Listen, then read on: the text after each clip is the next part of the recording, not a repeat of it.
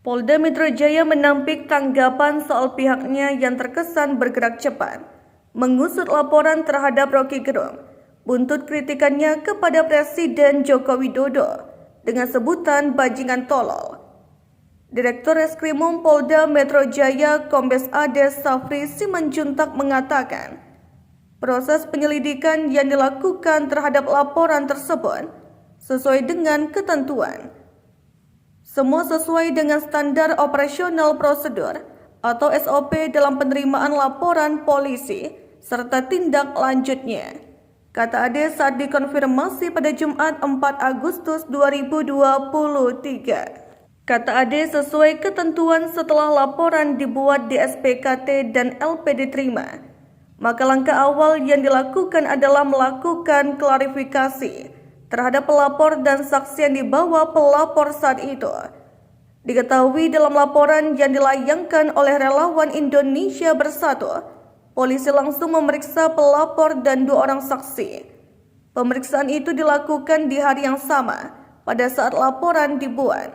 Itu sudah sesuai SOP dalam pelayanan kepada masyarakat yang melaporkan dugaan tindak pidana ke SPKT. Semua berlaku sama dan tidak ada pembedaan terkait itu, tuturnya. Ade turut menyampaikan pihaknya selalu menerapkan prinsip access to justice dalam menangani setiap laporan masyarakat. Kami selalu memegang prinsip access to justice. Akses terhadap keadilan merupakan prinsip dasar dalam negara hukum yang menggambarkan bagaimana warga negara harus memiliki akses yang sama terhadap sistem hukum dalam konteksnya, ucap dia. Ditreskrimsus Polda Metro Jaya diketahui tengah menangani 3 laporan polisi terhadap Rocky buntut kritikannya terhadap Jokowi. Laporan pertama dilayangkan oleh relawan Indonesia Bersatu dan teregistrasi dengan nomor LP-7/4459/7/2023/SPKT Polda Metro Jaya tanggal 31 Juli 2023. Pelapor melaporkan soal pasal 28 ayat 2, junto pasal 45A ayat 2, UU nomor 19 tahun 2016 tentang ITE dan atau pasal 156 KUHP dan atau pasal 160 KUHP dan atau pasal 14 ayat 1 dan ayat 2 dan atau pasal 15 UU nomor 1 tahun 1946 tentang peraturan hukum pidana. Lalu laporan kedua dilayangkan oleh politikus PDIP Ferdinand Huta Hayan.